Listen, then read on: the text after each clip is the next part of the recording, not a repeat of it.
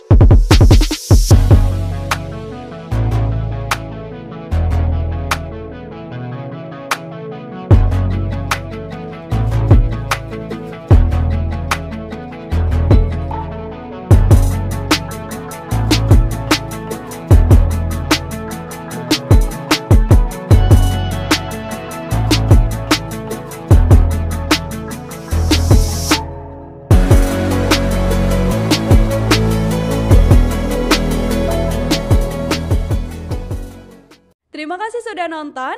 Jangan lupa like, subscribe, dan share ya.